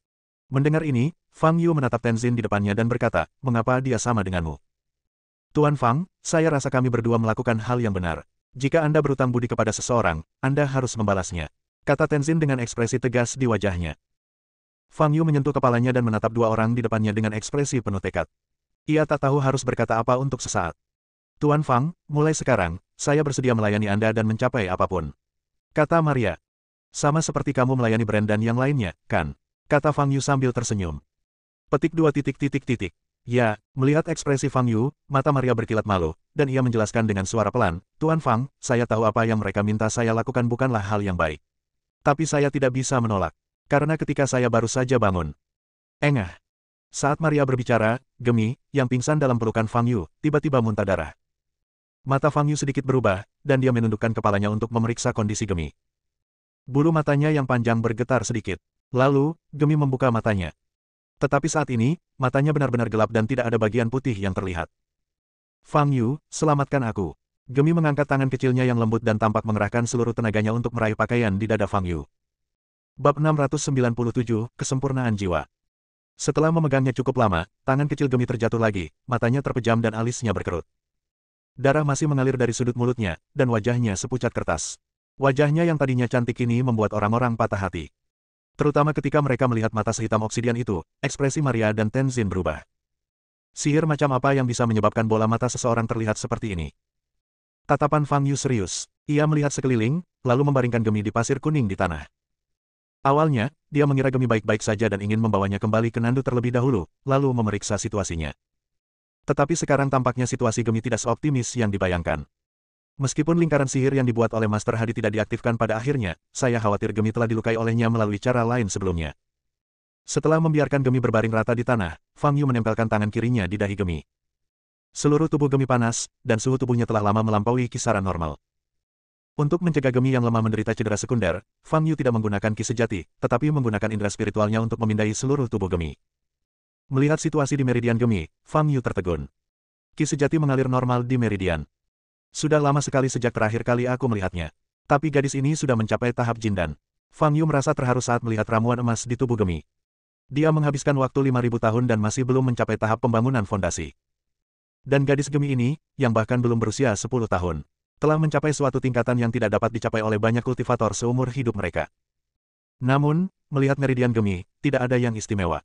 Kalau boleh saya katakan, meridiannya sedikit lebih lebar daripada meridian kultivator lain. Meridiannya normal, dan ramuan emasnya juga berukuran normal. Dari mana bakat kultivasinya berasal? Fang Yu merenung dalam hatinya. Tetapi Fang Yu tidak berpikir mendalam tentang hal ini. Prioritas utama sekarang adalah mencari tahu apa yang salah dengan tubuh Gemi. Dengan demikian, kesadaran Fang Yu merasuk jauh ke dalam jiwa Gemi.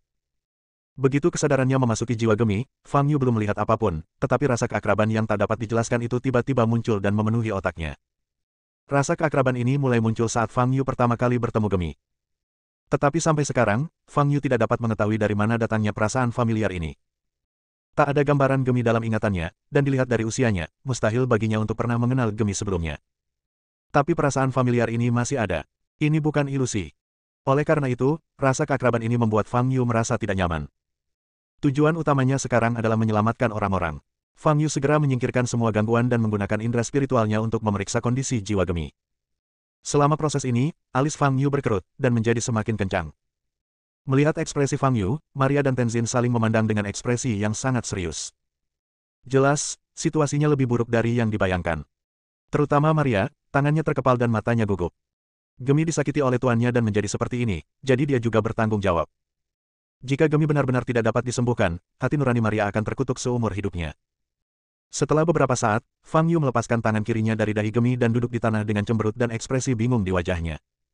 Tuan Fang, bagaimana situasinya? Maria tak dapat menahan diri untuk bertanya. Fang Yu mendongak ke arah Maria, menggelengkan kepalanya, dan berkata, "Aku belum yakin." "Tidak yakin." Tenzin melangkah maju dan bertanya dengan mata terbelalak. Fang Yu mengangguk dan menatap Gemi, yang memejamkan matanya, seolah sedang memikirkan sesuatu. Dia baru saja memeriksa transformasi jiwa Gemi dan tidak menemukan sesuatu yang abnormal. Jiwa Gemi utuh dan penuh, tanpa kerusakan apapun. Pada saat yang sama, Fang Yu juga menemukan bahwa jiwa Gemi benar-benar berbeda dari jiwa orang lain. Jiwa manusia tidak lengkap dan tidak sempurna sejak lahir. Dikatakan bahwa ketika seorang kultivator mencapai puncak tahap penyeberangan kesengsaraan, cacat dalam jiwanya perlahan-lahan akan diperbaiki hingga tuntas, dan ia akan mampu naik menjadi seorang yang abadi. Tetapi Gemi di depannya berusia kurang dari 10 tahun, tetapi jiwanya lengkap tanpa satu pun cacat. Fang Yu dengan cermat memeriksa kedalaman jiwa Gemi dan menemukan total 108 roh. Kebanyakan orang mungkin kehilangan setidaknya setengahnya, tetapi Gemi memiliki semuanya. Mungkinkah ini alasan mengapa gadis ini memiliki bakat kultivasi yang begitu kuat? Pikir Fang Yu. Namun setelah dipikir-pikir lagi, tampaknya itu tidak ada hubungannya dengan hal itu. Jika seseorang dapat mencapai kesempurnaan dalam kultivasi spiritual, ia akan memiliki bakat kultivasi yang begitu tinggi. Maka, di dunia kultivasi abadi pada saat itu, semua kultivator akan bekerja keras untuk mencapai tujuan ini. Namun pada kenyataannya, tidak ada seorang pun kultivator yang peduli dengan kesempurnaan jiwa. Dari perspektif lintasan kultivasi setiap kultivator, jiwa secara bertahap menjadi sempurna seiring dengan peningkatan level kultivasi mereka. Dengan kata lain, kesempurnaan jiwa terutama ditentukan oleh level kultivasi mereka. Teori ini, yang dapat digunakan pada semua kultivator, tidak akan efektif pada Gemi. Namun, ini adalah pertama kalinya Fang Yu melihat seseorang yang telah mencapai kesempurnaan spiritual di usia ini, dan dia bahkan belum pernah mendengar tentang orang seperti itu sebelumnya. Fang Yu bahkan merasa bahwa jiwa Gemi kemungkinan besar sudah lengkap saat ia lahir. Tuan Fang, bagaimana kalau kita bertukar tempat dulu? Saya lihat anginnya kencang dan badai pasir mungkin akan segera datang, kata Tenzin sambil melihat ke kejauhan. Cuaca di gurun-gurun di wilayah barat laut ini sangatlah keras. Fang Yu mengangguk dan mengangkat Gemi. Dia telah memeriksa tubuh Gemi luar dalam dan tidak menemukan sesuatu yang abnormal. Kalau begitu, tidak ada gunanya tinggal di sini lebih lama lagi. Pindahkan dia ke tempat yang lebih aman terlebih dahulu dan buat rencana kemudian.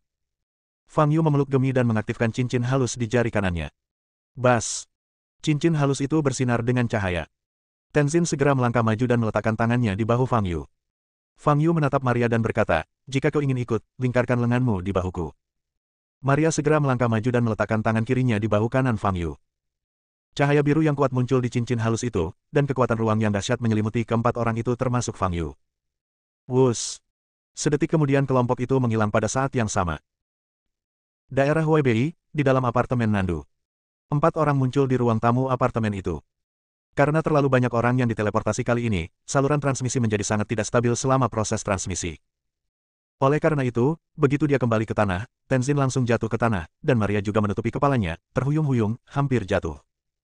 Hanya Fang Yu yang tetap berdiri, memeluk Gemi. Kakak Yu, kau sudah kembali. Diana mendengar suara itu dan berjalan keluar dari kamar dalam. Kemudian, terdengar lagi derap langkah kaki tergesa-gesa. Ruolan, yang telah tidak tidur selama beberapa hari, juga keluar.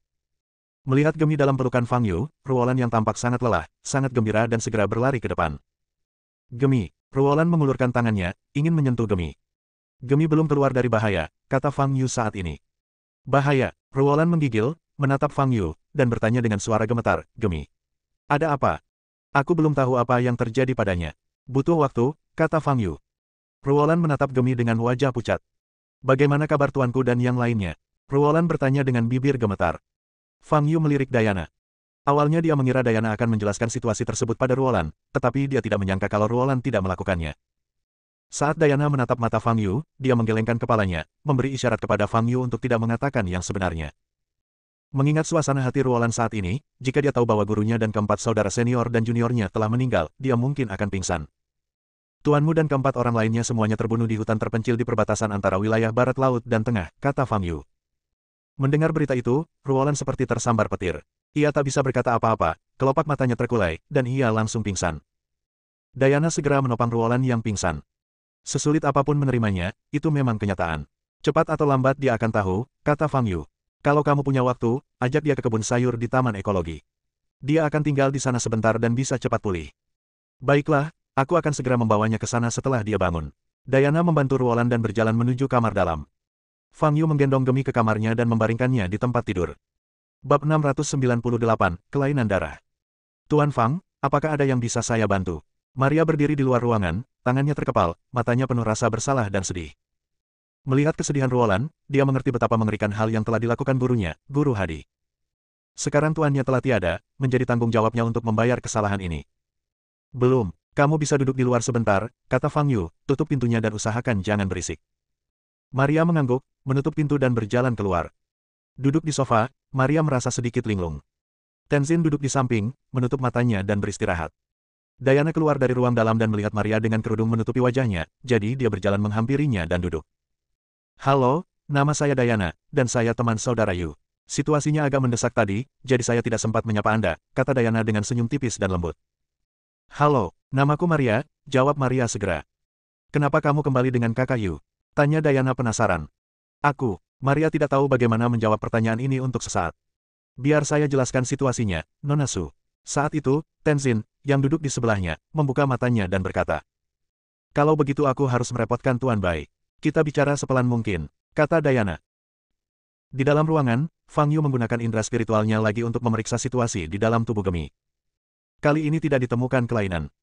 Setelah itu, Fang Yu menyuntikkan energi sejati ke meridian gemi dan membiarkannya bersirkulasi selama 2 siklus. Semuanya kembali normal. Pada saat yang sama, napas gemi sangat lambat. Selain suhu tubuh yang sangat tinggi, koma dan mata hitam, tidak ada kelainan lain. Apa yang salah? Fang Yu menatap gemi, mengerutkan kening dan mengelus dagunya sambil berpikir. Dapat dikatakan bahwa gejala gemi adalah masalah terbesar yang pernah dialaminya sepanjang hidupnya. Saya bahkan tidak dapat menemukan sesuatu yang tidak biasa, jadi saya tidak tahu harus mulai dari mana. Setelah memikirkannya, Fang Yu menggunakan jarinya untuk membuka paksa mata gemi. Benar saja, mata gemi masih hitam pekat, tidak ada bagian putih yang terlihat. Fang Yu menutup matanya dan membuka mata wawasan.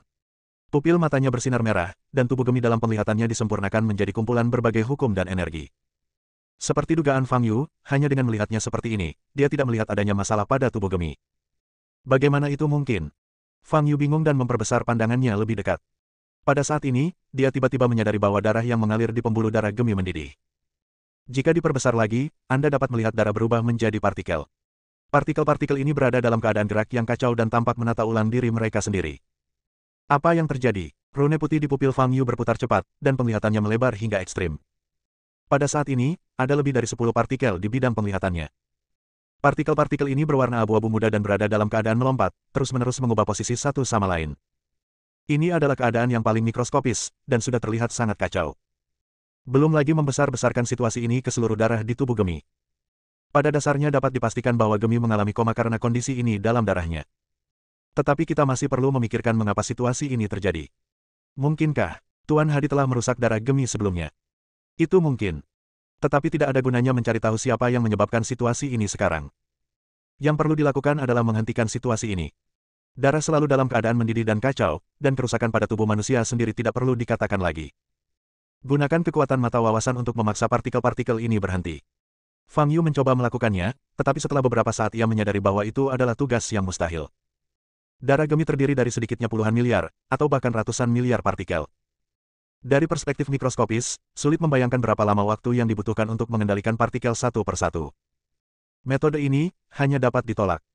Ada cara lain, karena darahnya mendidih, aku bisa menggunakan seni es untuk memadatkan sebagian ki dan menyuntikkannya ke dalam tubuhnya. Apakah itu akan menurunkan suhu dan menghentikan pergerakan darahnya yang kacau? Memikirkan hal ini, Fang Yu segera mulai menerapkannya. Seni es berasal dari perpustakaan sutra dalam Sekte Tiandao.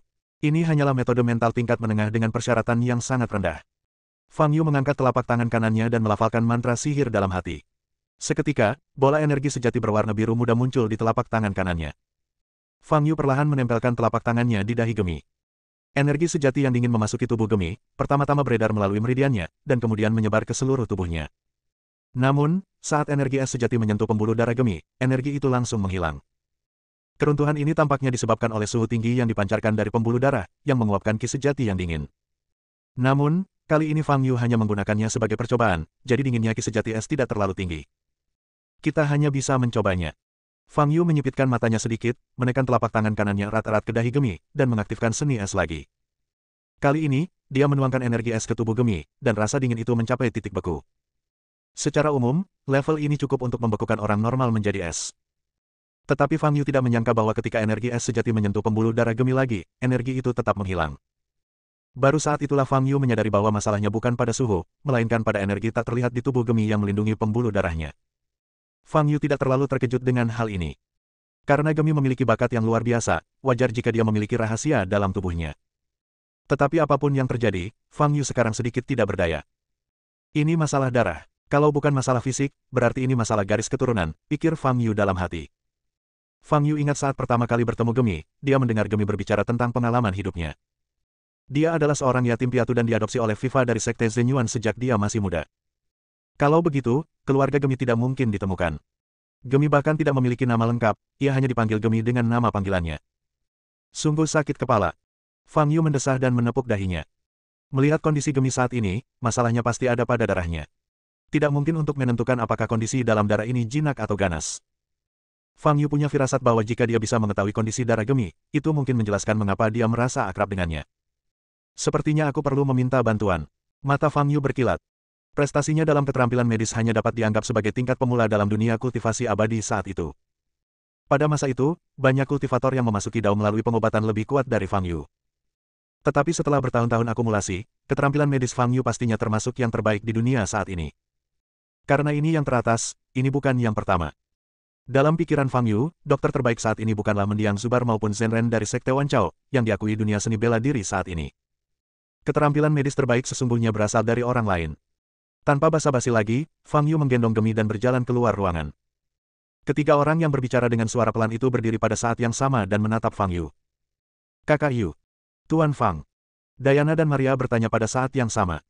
Aku tidak bisa mengatasinya. Aku harus mencari teman lama untuk membantu, kata Fang Yu. Tuan Fang, aku akan pergi bersamamu. Tenzin segera melangkah maju. Tidak perlu, teman lamaku bukanlah orang yang ramah, kata Fang Yu. Setelah berkata demikian, Fang Yu mengaktifkan cincin halus itu dan mencari lokasinya dalam pikirannya. Dia seharusnya masih di sana, kan? Pikiran Fang Yu bergerak, dan sebuah cahaya muncul di tubuhnya. Kemudian, dia dan Gemi dalam pelukannya menghilang bersama ke ruang tamu. Nona kecil Gemi, seharusnya bisa disembuhkan, kan? Bisik Maria dalam hati. Jangan terlalu khawatir, saudara Yu pasti akan menemukan jalannya, Diana menghibur. Orang lain mungkin tidak bisa, tapi Tuan Fang pasti bisa, kata Tenzin dengan tegas. Fang Yu muncul di hutan belantara sambil menggendong Gemi. Tidak ada apapun kecuali tunggul pohon di depannya, dan itu tampak lebih tandus daripada gurun di barat laut. Daerah ini berjarak 4.000 km dari Huaibei dan terletak di bagian paling timur Laut Tiongkok. 1 atau 2 kilometer lagi ke depan, wilayah itu bukan lagi bagian dari China. Fang Yu menatap tunggul pohon di depannya, berjongkok, dan menempelkan telapak tangan kanannya pada tunggul tersebut. Bab 699, Buffalo keluar dari isolasi. Semoga sidik jariku tidak terhapus, kata Fang Yu dalam hati. Bas. Ketika telapak tangan Fang Yu menyentuh tunggul pohon, tanah di bawah kakinya segera mulai bersinar. Semburan cahaya putih muncul dari tanah dan langsung menyelimuti tubuh Fang Yu dan Gemi. Kemudian, pemandangan di depan Fang Yu berubah drastis. Ada mata air pegunungan di hadapanku dan hamparan ladang hijau di sekelilingku. Padang rumput, hutan, bukit, semua yang seharusnya dimiliki pedesaan alami ada di sini. Penuh vitalitas dan udaranya jauh lebih segar daripada di luar. Fang Yu melangkah maju perlahan di sepanjang jalan setapak di bawah kakinya. Sepanjang jalan, terdengar burung berkicau dan bunga bermekaran, dan Fang Yu merasa lebih rileks saat berjalan. Nanti kalau ada waktu luang, aku juga akan membuka tempat kecil seperti ini. Kecuali ada urusan penting, aku tidak akan keluar lagi, pikir Fang Yu dalam hati. Setelah berjalan di sepanjang jalan setapak itu beberapa saat, Fang Yu melihat mata air pegunungan di depannya. Air mata air mengalir turun dari bukit di depan, dan sangat jernih. Fang Yu berjalan menuju mata air pegunungan, membaringkan Gemi di atas rumput, menciduk air mata air itu dengan kedua tangannya, lalu meminumnya sambil menengadahkan kepalanya. Air mata air pegunungan ini sangat manis, seolah-olah ditambahkan gula, namun tanpa rasa manis berminyak dari gula, dan sebaliknya sangat menyegarkan. Kura-kura tua, aku sudah lama di sini, dan kau tidak keluar untuk menyambutku. Apa tidak terlalu berlebihan, kata Fang Yu setelah meneguk beberapa teguk air pegunungan. Tak ada seorang pun di sini, hanya suara aliran air pegunungan. Tetapi setelah Fang Yu mengatakan sesuatu seolah-olah dia berbicara pada dirinya sendiri, riak-riak tiba-tiba muncul di permukaan mata air pegunungan di depannya. Lalu, sebuah batu yang tampak seperti ditutupi lumut di samping mata air tiba-tiba muncul. Kalau Anda perhatikan lebih dekat, Anda akan menemukan bahwa itu adalah tempurung kura-kura. Lalu, tempurung kura-kura itu berdiri. Kura-kura seperti itu berjalan dengan kedua kakinya, berputar mengelilingi tepi mata air pegunungan dan menuju ke arah Fang Yu. Aku sedang tidur nyenyak, dan kau membangunkanku ketika kau datang. Aku sudah mempermalukanmu dengan tidak mengusirmu. Kura-kura itu berjalan maju tanpa menjulurkan kepalanya, tetapi suara itu keluar dari cangkangnya. Dilihat dari suaranya saja, ia terdengar seperti seorang lelaki tua berusia 70-an atau 80-an. Kura-kura tua, sudah bertahun-tahun aku tidak melihatmu. Setidaknya kau harus menjulurkan kepalamu dan biarkan aku melihatnya, kata Fang Yu. Begitu Fang Yu selesai berbicara, tempurung kura-kura di depannya menjulurkan kepalanya. Kepalanya tampak mirip dengan kura-kura biasa, tetapi matanya sangat besar, seperti mata manusia. Kura-kura tua itu melirik gadis di tanah dan berkata, aku tahu kenapa kau datang menemuiku. Tapi sayangnya, aku sedang hibernasi akhir-akhir ini dan tidak bisa berbuat apa-apa untukmu. Masa hibernasi? Dengan kondisimu saat ini, setiap hari adalah masa hibernasi. Coba aku lihat gadis ini sebentar. Kondisi gadis ini agak istimewa, kata Fang Yu. Kembalilah setengah tahun lagi. Aku benar-benar sedang hibernasi. Apa kau tidak merasa aku bahkan tidak bisa membuka mataku? Kata kura-kura tua itu malas dengan mata setengah tertutup. Fang Yu berdiri, tersenyum dingin, dan berkata, kura-kura tua, awalnya aku ingin berteman denganmu sebagai teman lama, tapi kalau kau bersikap seperti ini, jangan salahkan aku karena bersikap bermusuhan. Merasakan dinginnya mata Fang Yu, kura-kura tua itu teringat kembali kenangan pahit pertemuan pertama mereka. Seluruh tubuhnya gemetar dan matanya langsung terbuka. Kurasa rumah kecilmu sudah dibangun dengan baik sekarang. Sayang sekali kalau sampai hancur seperti ini. Fang Yu melihat sekeliling dan bergumam pada dirinya sendiri. Oke, jangan bicara lagi. Aku bersedia memberi pengecualian untukmu, sahabatku. Kata kura-kura tua itu dengan keras. Baru saat itulah Fang Yu menekan auranya. Dia kenal betul kura-kura tua ini. Dia orang yang licik, hanya makan yang keras, bukan yang lunak. Kura-kura tua ini ditemukan secara kebetulan 1000 tahun yang lalu. Saat itu Fang Yu ingin membunuhnya dan membuat sup, tetapi kura-kura tua itu berlutut dan menangis memohon belas kasihan. Kemudian, Fang Yu menemukan bahwa kura-kura tua itu adalah makhluk roh yang dapat berubah wujud menjadi manusia. Berkat keterampilan medisnya yang luar biasa, ia dipuja sebagai dewa hidup oleh penduduk desa pegunungan di sekitarnya. Setelah beberapa kali bertukar keterampilan medis, Fang Yu terkejut saat mengetahui bahwa keterampilan medis kura-kura tua itu jauh lebih unggul daripada miliknya. Jadi dia tinggal di tempat mandiri kura-kura tua itu untuk sementara waktu, ingin mempelajari beberapa keterampilan medis dari kura-kura tua itu. Setelah bertahan di ruang independen selama sekitar 3 tahun, keterampilan medis Fang Yu meningkat pesat, dan kemudian dia pergi. Sekarang kita bertemu lagi, 1000 tahun telah berlalu. Tetapi anehnya, baik Fang Yu maupun kura-kura tua itu tidak merasakan keanehan itu, seolah-olah mereka sudah lama tidak bertemu. Mungkin, karena mereka berdua telah hidup terlalu lama, dan waktu tidak layak disebutkan kepada mereka. Pada saat ini, kura-kura tua itu telah berjalan ke sisi Gemi, meraih tangan kiri Gemi, dan memeriksa denyut nadinya. Setelah lebih dari 10 detik, kura-kura tua itu menoleh ke arah Fang Yu dan bertanya dengan ragu, dilihat dari denyut nadinya, gadis ini baik-baik saja. Apa kau bercanda? Sebagian besar tubuhnya tampak baik-baik saja, itu masalah terbesarnya, kata Fang Yu. Kalau tidak, untuk apa aku datang kepadamu? Kau sudah melihatnya. Kalau begitu, beritahu aku di mana letak masalahnya. Jangan buang-buang tenagaku. Aku sangat lelah. Kura-kura tua itu duduk di tanah. Sebaiknya kau berubah menjadi manusia, kalau tidak, aku khawatir kau akan menakuti gadis ini saat dia bangun, kata Fang Yu. Banyak sekali permintaannya, gerutu kura-kura tua itu tak puas, lalu menepuk-nepuk cangkang hijau di dadanya, dan seluruh tubuhnya pun bersinar. Kemudian, seorang lelaki tua dengan punggung bungkuk dan mata yang baik muncul di hadapan Fang Yu. Gejalanya koma, dan dia muntah darah beberapa waktu lalu. Ketika dia membuka matanya hitam pekat, tanpa bagian putih yang terlihat. Fang Yu berkata, saya sudah memeriksa jiwa dan meridiannya, dan semuanya baik-baik saja. Satu-satunya masalah ada pada darahnya. Darahnya saat ini mendidih, dan penyebabnya belum tentu suhunya. Singkatnya, ini sangat kacau. Matamu hitam pekat. Kura-kura tua itu mengulurkan tangannya yang keriput dan membuka paksa kelopak mata Gemi. Benar saja, ia mendapati bola matanya benar-benar hitam. Untuk masalah darah, kita perlu mengambil darah terlebih dahulu untuk melihatnya. Sembari berbicara, kura-kura tua itu meraih kantong penyimpanan di pinggangnya dengan tangan gemetar, lalu mengeluarkan sebuah jarum perak dan sebuah botol kecil yang transparan. Ia mengambil duri perak dan menusuk jari Gemi, lalu mengumpulkan beberapa tetes darah ke dalam botol kecil. Mendesis. Darah menetes ke dalam botol sambil menimbulkan suara pelan. Darah ini, kura-kura tua itu mengerutkan keningnya erat-erat, dengan sedikit keterkejutan di matanya. Kura-kura tua itu mengambil botol kecil itu, berbalik dan berjalan ke ruang terbuka di belakang, mengeluarkan tungku obat kecil dari tas penyimpanan, dan kemudian memulai serangkaian operasi. Fang Yu berdiri di samping, hanya menonton dalam diam tanpa mengucapkan sepatah kata pun. Tidak perlu diragukan lagi keterampilan medis kura-kura tua itu.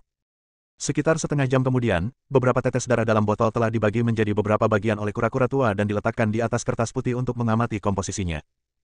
Darah macam ini, aku belum pernah mendengarnya, belum pernah melihatnya sebelumnya. Kata kura-kura tua itu dengan nyeri sambil memegang selembar kertas putih di bawah sinar matahari. Ada apa? Fang Yu melangkah maju dan bertanya. Aku belum yakin. Aku belum yakin. Untuk memastikan keakuratannya, aku harus mengujinya lagi. Dan aku harus membaca beberapa buku lama. Nada suara kura-kura tua itu tiba-tiba berubah gembira, seolah-olah ia telah menemukan sesuatu yang membahagiakan. Kura-kura tua, yang hendak mengambil darah Gemi, berbalik dan berkata kepada Fang Yu, kalau kau memintaku bicara sekarang, aku tidak bisa bicara apa-apa. Butuh setidaknya 10 hari atau setengah bulan untuk mengetahui kondisinya.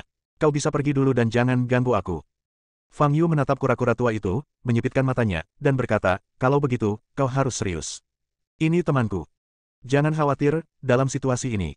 Aku tidak bisa ceroboh bahkan jika kau memintaku. Kata kura-kura tua itu. Kalau begitu aku akan kembali dalam 10 hari, kata Fang Yu. Kura-kura tua adalah binatang spiritual, jadi Anda harus tetap percaya padanya. Kura-kura tua itu tinggal di desa pegunungan dan menjadi dokter tua, membantu banyak penduduk desa miskin. Karena alasan inilah ia dipuji sebagai dewa yang hidup. Meski malas bicara, nyatanya keterampilan medis dan etikanya tak tercela. Gemi ada di tangannya, dan ada peluang besar untuk pulih. Fang Yu tidak mengatakan apa-apa lagi dan berbalik untuk pergi. Di wilayah tengah, terdapat hutan pegunungan yang masih asli. Buffalo sedang bermeditasi di antara lempengan batu. Potongan batu jiwa terakhir melayang di depannya. Jiwa di dalamnya hanya bisa dikonsumsi sepenuhnya. Bas! Tubuh Buffalo segera bersinar dengan cahaya oranye kuning. Pada saat yang sama, matanya yang tertutup rapat tiba-tiba terbuka, dan penampilannya sangat mengerikan. Jiwaku, akhirnya telah diolah hingga sempurna. Senjata suci peninggalan tetua tertinggi. Akhirnya bisa digunakan. Buffalo meraung, dan auranya meledak sepenuhnya. Boom! Prasasti batu di sekitarnya runtuh satu demi satu karena ledakan energi yang tiba-tiba. Bab 700, Artefak Suci, Mutiara Kekacauan. Buffalo berdiri di sana dengan kedua lengannya terbuka dan kepalanya dimiringkan ke belakang, seolah-olah dia telah memperoleh kekuatan tak terbatas, wajahnya penuh dengan kenikmatan. 7 aura terbang dari segala arah dan mengelilingi langit di sekitar Buffalo. Melihat ekspresi Buffalo di tengah tanah, ketujuh orang itu saling memandang dengan kegembiraan di wajah mereka. Selamat, saudara senior, atas pencapaian kesempurnaan spiritual. Selamat, kakak senior, karena telah keluar dari pengasingan. Mengucapkan selamat. Ketujuh adik lelaki dan perempuan itu mengepalkan tangan mereka bersamaan dan berteriak keras. Buffalo membuka matanya, menatap ketujuh adik laki-laki dan perempuannya di langit, dan tertawa terbahak-bahak, hahaha. Ketujuh orang di udara perlahan turun dan berdiri di sekitar Buffalo. Kakak senior, bagaimana perasaanmu sekarang? Nida berjalan mendekati Buffalo dan bertanya dengan suara rendah. Buffalo berhenti tertawa, dan langsung mengulurkan tangan untuk memeluk Nida, sambil berkata, bagus sekali, lebih baik dari sebelumnya. Kakak senior, Nida tidak menyangka Buffalo akan melakukan ini secara langsung. Wajahnya memerah, jantungnya berdebar kencang, dan ia menundukkan kepalanya dengan malu-malu. Melihat kejadian itu, keenam orang lainnya pun tersenyum. Semua orang di sekte itu tahu tentang perasaan Nida terhadap Buffalo. Namun, saat itu, Buffalo sepenuhnya fokus pada jalan kultivasi dan tidak tertarik pada cinta antara pria dan wanita. Oleh karena itu, Nida mengalami cinta bertepuk sebelah tangan dalam waktu yang lama. Sekarang, melihat Buffalo mengambil inisiatif untuk menjemput Nida, semua orang senang untuk mereka. Sepertinya Istana Xian kita akan merayakan dua perayaan sekaligus hari ini. Pria botak berotot Zetsu menyeringai. Apa yang kau bicarakan? Nida menatap Zetsu dengan tatapan pucat dan berkata dengan malu-malu. Zetsu menyentuh dahinya yang mengkilap dan tertawa. Tentu saja belum sejauh itu. Saat ini, ekspresi Buffalo menegang, tatapannya tajam, sekarang setelah aku mencapai kesempurnaan spiritual. Langkah selanjutnya adalah membalaskan dendam Istana Xian kita. Begitu kata-kata ini keluar, ada aura pembunuh. Suasana yang awalnya gembira, langsung berubah khusyuk. Jerun yang berdiri di samping berkata, saudaraku, bisakah kami mengambil artefak suci yang ditinggalkan tetua agung untukmu? Ya, Buffalo mengangguk, lalu berbalik dan berjalan ke belakang. 7 lainnya mengikutinya dari belakang. 8 murid Istana Xian berjalan bersama ke tembok gunung di belakang mereka dan berhenti di depan sebuah prasasti batu yang melayang di udara. Buffalo berdiri di depan, mengulurkan telapak tangan kanannya, menghadap prasasti. Seni api ungu, membakar langit dan menghancurkan bumi.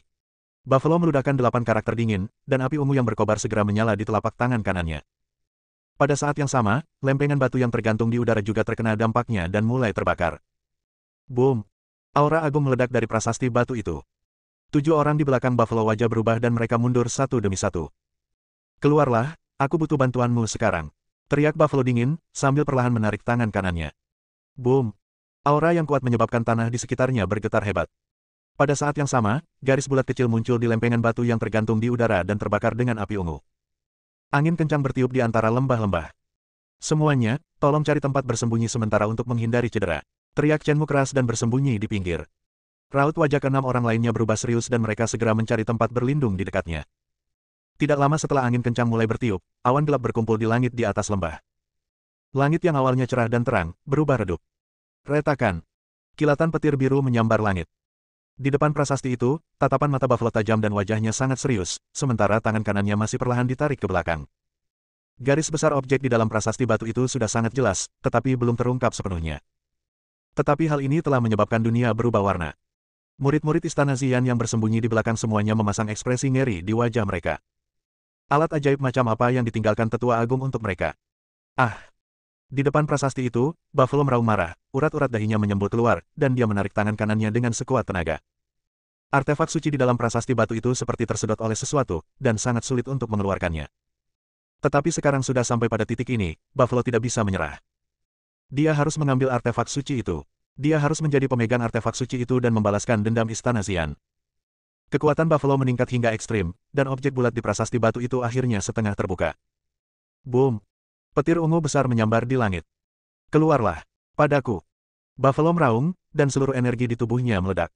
Objek berbentuk bola di dalam prasasti itu setengah terbuka, dan kemudian keseluruhan objek itu jatuh dari prasasti.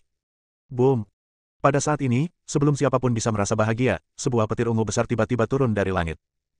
Sasarannya adalah Buffalo. Kakak. Melihat pemandangan ini, 7 orang yang bersembunyi di belakang mengubah ekspresi mereka secara drastis. Mereka tidak menyangka proses pengambilan senjata suci itu malah bisa memicu kesengsaraan Guntur. Dalam kesan mereka, hukuman surgawi setingkat kesengsaraan Guntur hanya dapat dipicu oleh makhluk agung tingkat puncak dalam tahap kesengsaraan yang akan naik. Akan tetapi, tidak semua orang yang kuat dapat selamat dari kesengsaraan itu dengan selamat. Sejumlah besar orang kuat akan mati dalam bencana petir. Bahkan seorang semi-immortal yang berada di puncak tahap penyeberangan kesengsaraan akan kesulitan menahan gempuran kesengsaraan Guntur, jadi bagaimana dengan sang kakak tertua? Memikirkan hal ini, 7 orang yang bersembunyi di belakang merasa gugup. Terutama Nida, warna darah menghilang dari wajahnya. Dia menatap sosok Buffalo di depannya, menggigit bibirnya yang gemetar dan berdoa dalam hatinya. Saudaraku, kamu pasti akan selamat dari kesengsaraan Guntur dengan selamat, pasti. Boom! Sebuah kekuatan guntur yang dahsyat turun dari langit, dan tempat di mana Buffalo berada langsung hancur berkeping-keping dengan tanah beterbangan di mana-mana. Cahaya terang itu meledak, membuat mata Anda mustahil untuk dibuka. Dan proses ini berlanjut. Menyadari hal itu, hati ketujuh orang itu pun tenggelam. Jika petir itu hanya menyambar satu kali, Buffalo masih mempunyai kesempatan untuk bertahan hidup. Pembombardiran terus-menerus seperti itu, bahkan jika Buffalo adalah manusia besi, dia tidak dapat menahannya. Boom! Guntur itu terjadi terus-menerus dan begitu kuatnya sehingga tanah bergetar.